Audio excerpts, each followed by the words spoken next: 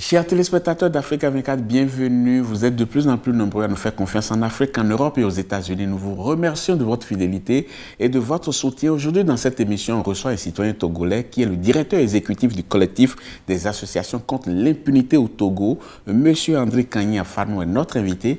Merci d'avoir accepté notre invitation. Bonjour Babylas, bonjour à toutes les personnes qui nous suivent. Merci surtout de m'avoir invité. Association contre l'impunité au Togo, comment vous est arrivé l'idée de créer une association comme ça? Est-ce que le besoin était pressant? Ah oui, vous savez, pour ceux qui suivent l'actualité togolaise, vous aurez constaté qu'en 2005, à la suite donc de la crise de succession qu'il y a eu à la tête du pays, avec notamment le décès du président Yadema, il y a eu, selon les Nations Unies, 400 à 500 personnes qui ont perdu la vie, alors que beaucoup d'autres personnes ont eu leurs biens qui ont été pillés et tout le reste. Et ce que nous avons fait comme constat à l'époque, nous qui étions un certain nombre de défenseurs des droits de l'homme de différentes organisations, c'est que si de façon récurrente, il y a eu des violations des droits de l'homme, c'est parce que les personnes qui commettaient ces actes-là étaient presque certaines au Togo qu'elles pouvaient jouir de l'impunité. Si justement les plaintes n'avançaient pas, c'est parce que les citoyens n'avaient pas à leur côté une organisation suffisamment forte qui puisse leur donner l'assistance juridique et judiciaire nécessaire et qui puisse les amener à toutes les étapes de la procédure judiciaire. Est-ce que ça a été quand même efficace, ce bout d'action? La première action que nous avons menée, c'est donc de regrouper ces victimes-là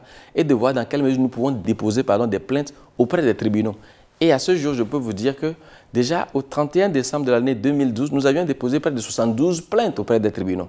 Et l'un des impacts que cela a eu, c'est qu'évidemment, au niveau des autorités, on a senti qu'il fallait que l'appareil judiciaire montre ou non sa volonté de protéger les citoyens et de faire en sorte que les auteurs puissent répondre de leurs actes. Mais quel a été l'effet sur le terrain? Est-ce que ça a changé quelque chose? Dire que ça a changé quelque chose, ce serait peut-être trop prétentieux dans la mesure où, vous savez, c'est un peu ce que nous déplorons. Il nous semble que le régime togolais, que ce soit sous Yadema ou même sous le président fort Essosemna Gnassingbé, n'a pas suffisamment montré sa capacité à lutter véritablement contre l'impunité. Est-ce que vous attendiez à autre chose, étant donné que, apparemment, c'est le même régime, non? Non, vous savez, le président Faure Gnassingbé, quand il est arrivé, il a dit, parlant de son père, lui c'est lui, moi c'est moi.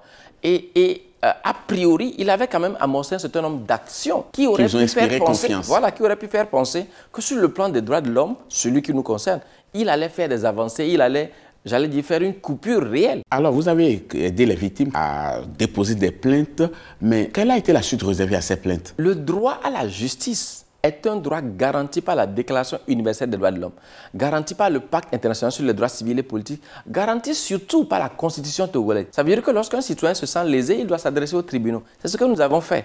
Et c'est dommage que l'État togolais ne veuille pas justement faire avancer la machine judiciaire. Ce que nous avons fait, en ayant constaté qu'au niveau national, les choses n'avançaient pas, nous sommes allés auprès de la justice communautaire, la Cour de justice de la CEDEAO. Cette Cour, en juillet de l'année 2012, a ouvertement et officiellement condamné l'État togolais pour violation du droit à la justice des victimes.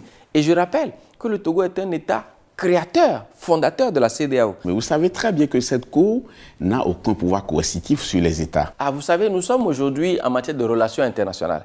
Et le principe sacro-saint de la souveraineté est souvent évoqué par les États. Mais à côté de ce principe sacro-saint, il y a un principe qui de plus en plus émerge. C'est le principe de la honte internationale. La honte? Oui, il y a une honte internationale qui pèse sur Mugabe, je ne vous apprends rien. Ça ne l'a pas empêché d'être président de l'Union africaine. Hein? C'est pour dire qu'aujourd'hui, il me semble que les chefs d'État africains, de façon générale, sont face à une lourde responsabilité.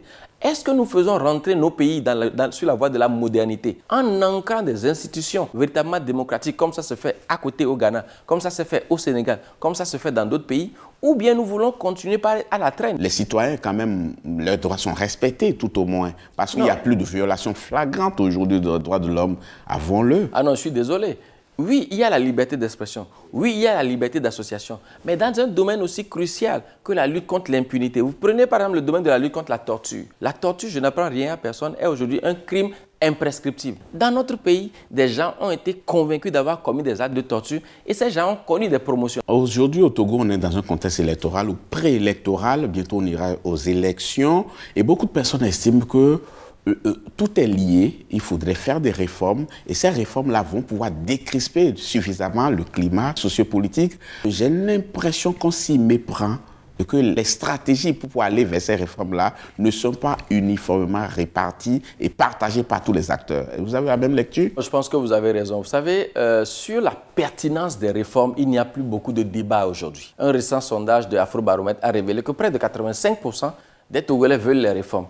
tous les acteurs politiques, que ce soit du pouvoir ou de l'opposition, sont d'accord qu'il faut faire les réformes. Mais il me semble que sur la dernière période, deux composantes essentielles de la classe politique, le parti au pouvoir uni et l'ANC, donc de Jean-Pierre Favre, n'ont pas suffisamment montré leur volonté d'aller à ces réformes-là. Il y a eu comme une alliance. Deux acteurs majeurs, ça. Oui, justement. Et si ces deux acteurs majeurs n'affichent pas de volonté, apparemment, on ne va jamais avancer. Et c'est ce qu'on observe aujourd'hui. Oui, aujourd'hui, la situation togolaise est celle vraiment d'une société où nous sommes bloqués. Mais c'est là où c'est grave. Parce que si nous sommes pris en otage, d'une part, par les conservateurs du pouvoir en place unis, et d'autre part, par les extrémistes de l'ANC qui ne veulent pas faire le minimum de concessions, moi, j'estime qu'aujourd'hui, c'est ces deux composants qui nous prennent en otage.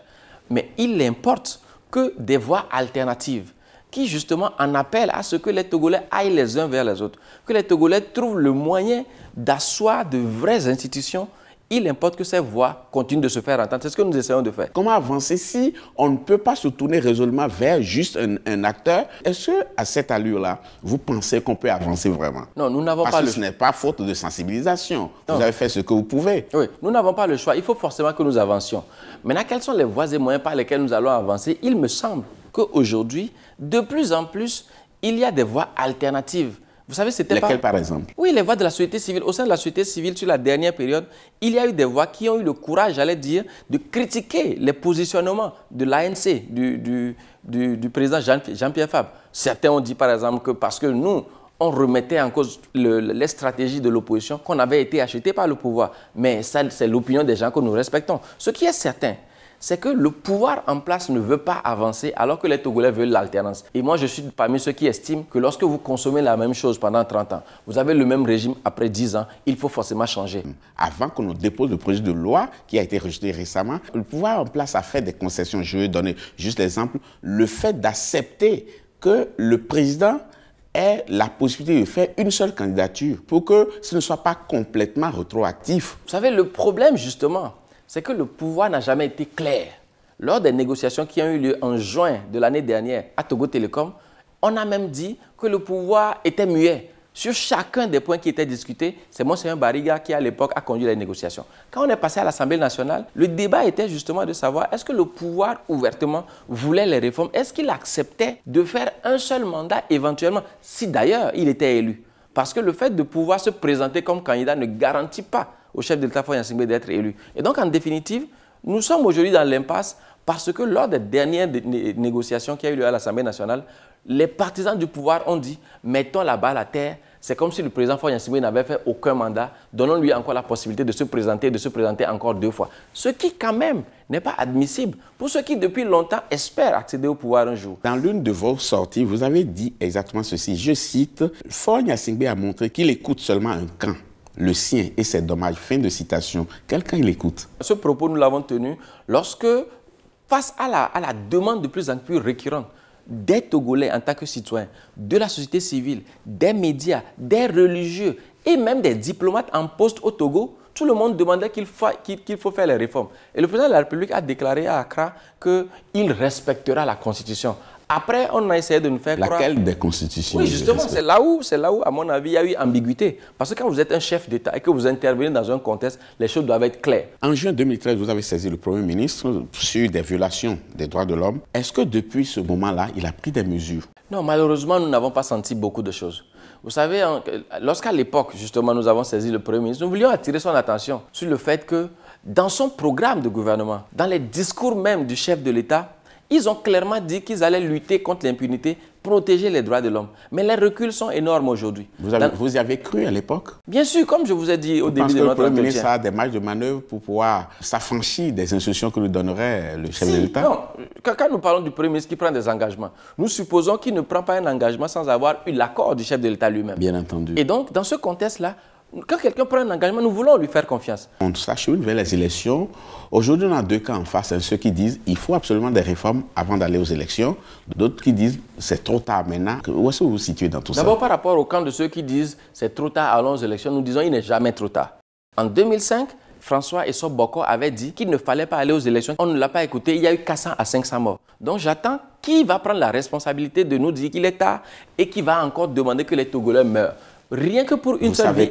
Vous savez que les dispositions de la CEDEAO disent qu'il ne faut pas toucher les fondamentaux à moins de 6 mois avant les élections. Non, moi j'ai eu la chance de travailler avec des responsables de la CEDEAO. J'ai eu la chance de participer à de grandes rencontres internationales sur ce protocole spécifiquement. Le protocole ne dit jamais qu'il ne faut pas modifier la Constitution. Il faut avoir le consensus. Oui, justement. Et si le consensus... Le consensus est pratiquement impossible à obtenir. Non, notre travail à nous consiste à marteler aux différentes parties prenantes qu'elles sont obligées. En tout cas, vous n'avez plus beaucoup de temps. Hein? Vous n'avez plus beaucoup de temps parce qu'on s'achemine vraiment vers la date fatidique des élections. Et attention, le président en exercice peut se retrouver dans l'illégalité hors mandat si on tient aujourd'hui à faire les élections. Il n'y a pas d'illégalité qui vaille. Vous savez, les lois sont au service des hommes. Ce n'est pas les hommes qui doivent courir après les lois. Ça veut dire que c'est nous qui nous sommes donné une loi. Si nous constatons qu'à un moment donné, vous savez, quand il y a eu la crise au Burkina Faso, à un moment donné, les Burkinabés se sont arrêtés.